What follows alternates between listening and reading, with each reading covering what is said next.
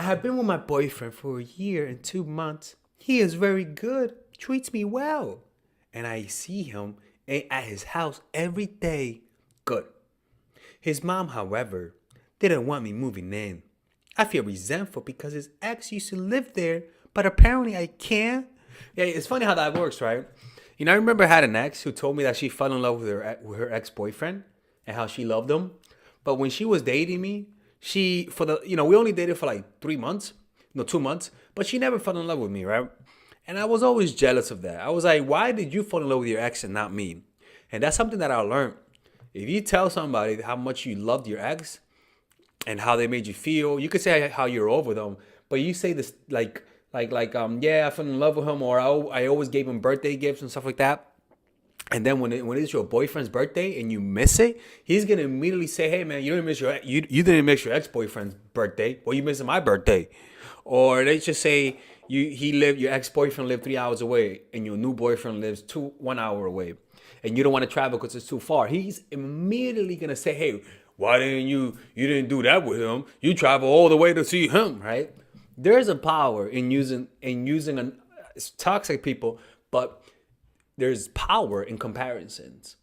Saying how much you fell in love with your ex and never telling the guy you're with how much you love him. Right? That's fucking crazy, right? But then you could see how you could use that in more light and subtle ways and not toxic, and using it as a way to sort of always keep them on the edge, always keep them like working. You see what I'm saying? It's always good to know the things that work on you and the things that people used on you and learn to use it in a diminished and non-toxic way. It's almost like kids who want their parents' approval because they're always comparing them to their siblings, right? Like, nothing makes somebody love you more when they feel like they're competing for your love. They will love you even more because it's not just love, it's also egoic love. And that type of stuff you could use whenever you want a guy and you're stubborn about it. One thing that I forgot to add to your question is that if you financially depend on somebody, they have power over you. If you know deep down that you cannot live without this person financially, then they have power over you. You know it and they know it. And things cannot get fixed. It's harder to fix it on an emotional level if you know deep down that you depend on this person for your financial well-being. Like, it just doesn't work that way. You can't act confident when you depend on him. So what you might have to do is start getting work and save up money to move out on your own and be completely independent, because the women who are in the most abusive relationships are in a relationship where the man knows she can't leave, where the man knows that she depends on him. People have a power trip. Their egos get inflated and they begin to take you for granted. And the key to that is to make you completely dependent on them with everything. That's what pimps do. Pimps make their hoes dependent on them, right? So I don't know what your finances are, but if you cannot leave because of because of lack of money, then you're gonna have to plan your independence into the future, maybe a year or two in the future, and save up money. That's the only way. Sometimes you gotta take a loss. Sometimes, but again, that's assuming that you can't escape the situation. You know what I'm saying? But because if you know you financially depend on him, you're gonna give off more needy vibes, and that's gonna push him away even further.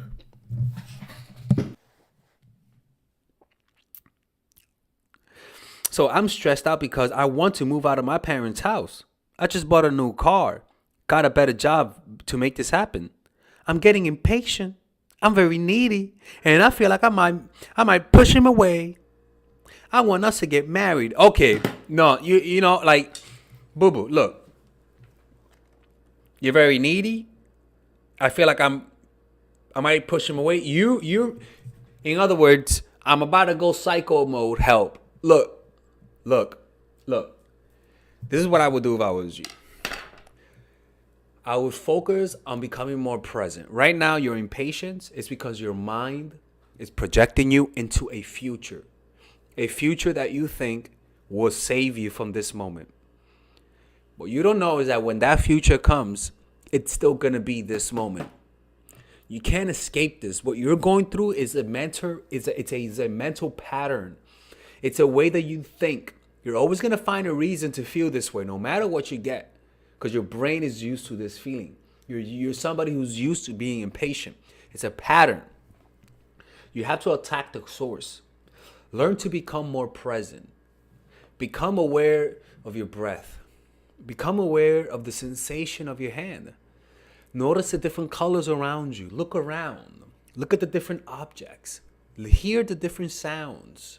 Feel your body from within. Bring conscious awareness to life itself. The reason why you're impatient is because you're giving life to your mind. You're not even present.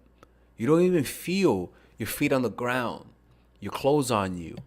You're so in your head, projecting your consciousness to the future, that you can't even feel your senses. If you bring all of your attention to your senses, your focus will be in the present moment. Your impatience only comes whenever you project your mind, goddamn I heard, onto the future. If you just keep your attention on the now, the impatience won't rise up. I'm going to finish reading your question, but I'm going to tell you this. I will highly recommend you read The Power of Now by Eckhart Tolle. I have it on me all the time. Read that book. What you're talking about is resistance. You're resisting the present moment. You're saying to this moment, the reason why I'm not happy is because of the circumstance. Once I fix this circumstance, I'll be happy. That's not how the mind works. Once that circumstance is fixed, then you're going to find another problem. It's a projection. It's a pattern. You can't fix the pattern by fixing the situation. You fix the pattern by removing your attention from thoughts and bringing it to the present moment. Notice your breath. Whenever you feel the impatience, don't project your thoughts onto the future. Bring it into the breath. It'll diminish the intensity of your imagination, of your fantasies, and bring it to the moment. You won't be happy when that moment comes in the future. You can only be happy right now. So that should be your focus. You pay for this shit. So you better read that book. Oh my God, why is Father Alex screaming at his customers? I'm scared. Right? But that's how it is. You just have to be present. That's the problem. It's not the situation. The problem is the way you're handling the situation. Be present. All right? I'm serious. Look, man, you pay for this shit, man. Not this shit. You pay for this. And if I'm telling you to go read The Power of Now and apply it like your life depends on it, if you don't do that, then you just waste your money. Don't waste your money. Do that shit, man. I'm telling you, man. I want us to get married. The reason why getting married won't... Right now, there must be some unhappiness you must be feeling. And you think that if you get married, you will be happy. Because that's what your mind is telling you. Right now, this is your moment to be happy. Right now. Do you have any problems right now? Look right now, at this moment. At this moment, not tomorrow, not 2 weeks, not in 2 minutes. Right now, do you have a problem? Right now. You don't. Stay there. That's your life. This is your life. Stop waiting to get married to be happy. This is life right now. In this moment. You notice yourself breathing? This is life. It doesn't get any better than this. It really doesn't. You're not aware of how beautiful it is because you're just thinking, you're saying, fuck this shit. I want that. That's why you're unhappy. Look around. Look. Notice the things around you. Look at every object. Just look. That's life. Getting married won't make you happy. I'm telling you, man. Anyways, I'm going to answer your question. Let's just keep reading. I want us to get married. I don't have many friends and I'm not close to my family. How can I prevent him from feeling he has too much power over you? First of all, you're giving him too much power because you're depending on his approval of you to be happy. Girl, you are on you're right now you are out of control right now. And not in a negative way, but right now you are completely going just you're collapsing right now. You're hoping that somebody saves you.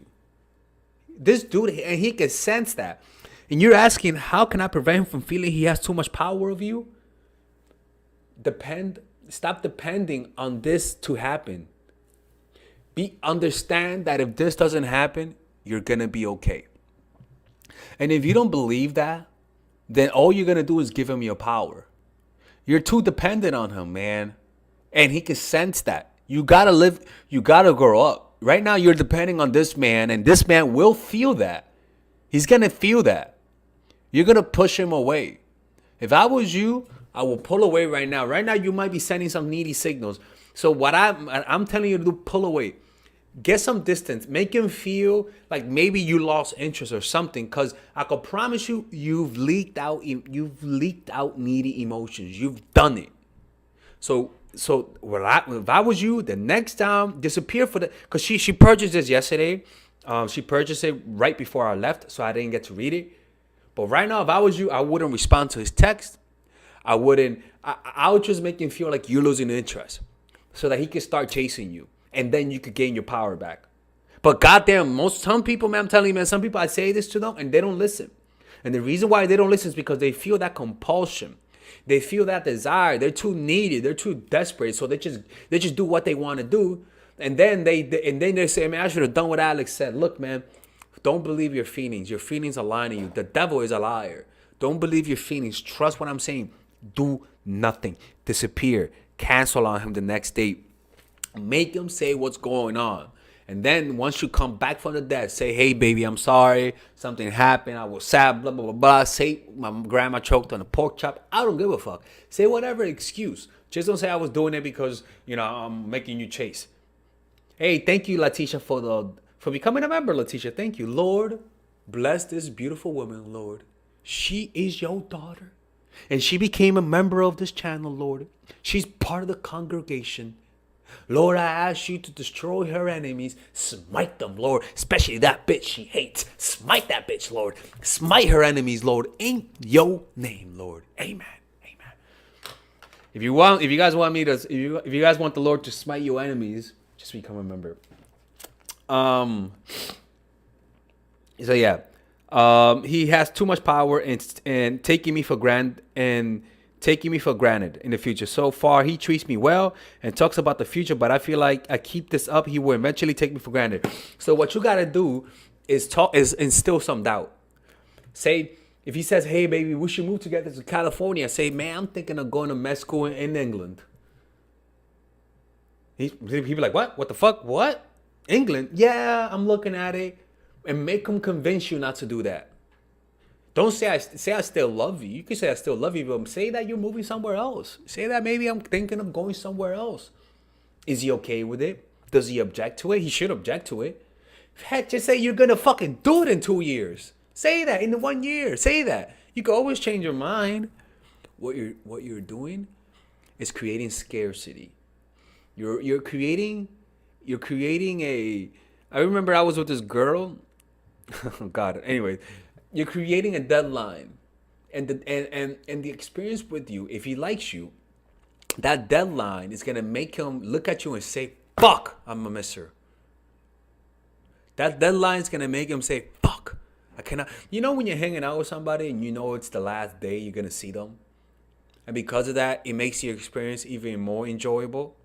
So what you could do is just say how one day you're gonna leave. You don't have to do it, man. You just say it. And then you can just change your fucking mind, right? And that's going to help him. And that's going to help him realize that he should appreciate you. And also, the way to not be taken for granted is always to give somebody space. Always do that. Even if you feel like you don't need it, always give a man space. Even if you don't feel like it's necessary. Another thing is that you need to make some friends. Because a woman who has no friends is a woman who's vulnerable. A woman who has no support system. Friends are there to soften the blow when somebody rejects you. Friends are there so that they can help you when things are down, when you need somebody, when you need a place to stay because something happened. You need to focus on making friends. It's not just your man who's there for you. You have to make friends. So do things with other people. If you like to hike, join a hiking group. If you like to play basketball, join a basketball group. If you're gonna move out to a place where you could have roommates that you have something in common, right? Don't just live by yourself.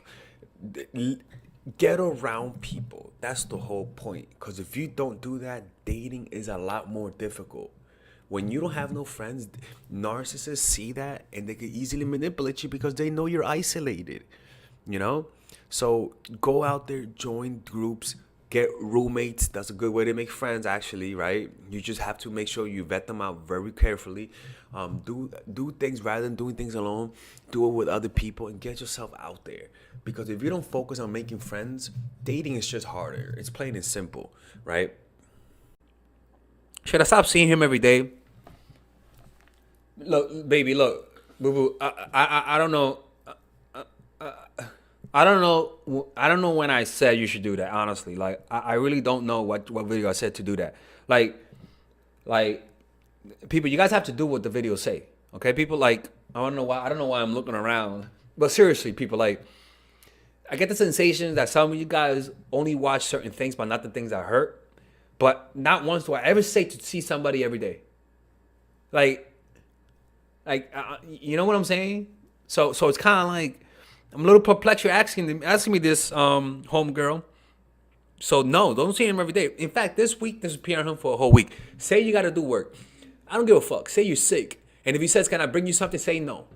Say no. Say I want to be alone. Say I need to work on this. I need to focus, because even though he believes you, his insecurity is gonna say maybe she's doing that because she's losing interest, right? Should I stop reassuring him that I love him every day? Look, my love, I'm gonna talk to you in a way that sounds mean, but it's because I love you. All right? I'm saying this because I care, not because I'm mean, but it's because I'm care and I'm a little frustrated when I'm reading this because it says to me, you're not following what I'm saying. Look,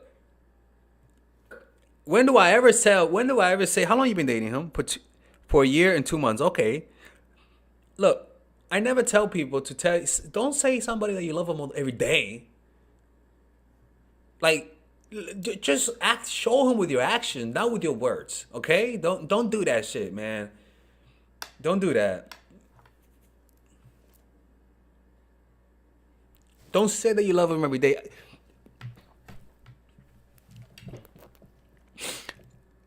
Just do what my videos say.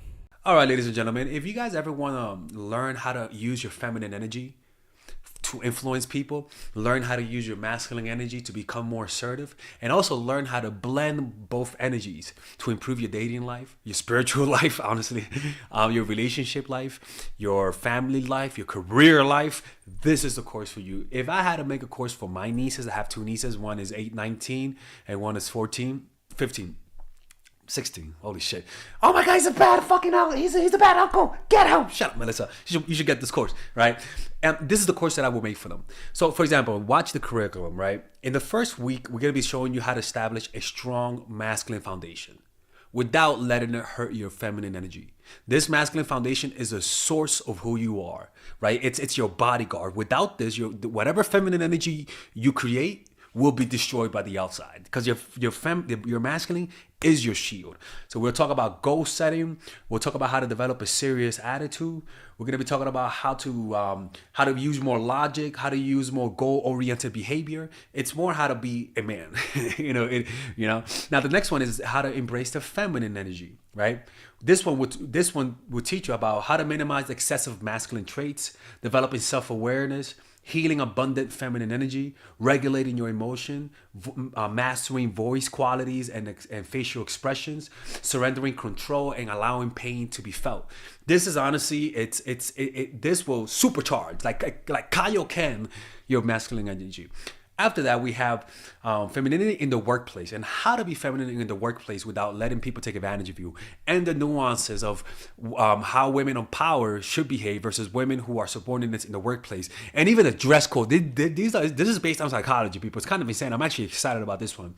The next week, we talk about navigating the labyrinth of male and female friendship. And this, a lot of women find confusing, so we talk about that. And how to identify envious friends, how to identify the good friends, how to keep male friends, and how to keep female friends. Week 5, we talk about how to release the burden of the past and stop and destroy mental projections. This is actually really powerful. And then week 6, we talk about how to increase your observational power so that you could read people better. And we have a bunch of bonuses. The course starts at $99, and you guys can pre-order the course today at $69 before it goes out. If you're watching this, most likely I'm in the meditation retreat, so I will be praying for all of you guys. And just click on the description down below of the video. Right there, you'll see it, and you could pre-order that course. It's gonna be out by the end of next month or the beginning of February of March. One of the two, people, because I have a 10-day retreat to do, and I want to finish the course after the retreat, because I think the ideas are gonna be so much better. All right, man. I'll see you guys later. Pre-order, man. I'm closing the channel.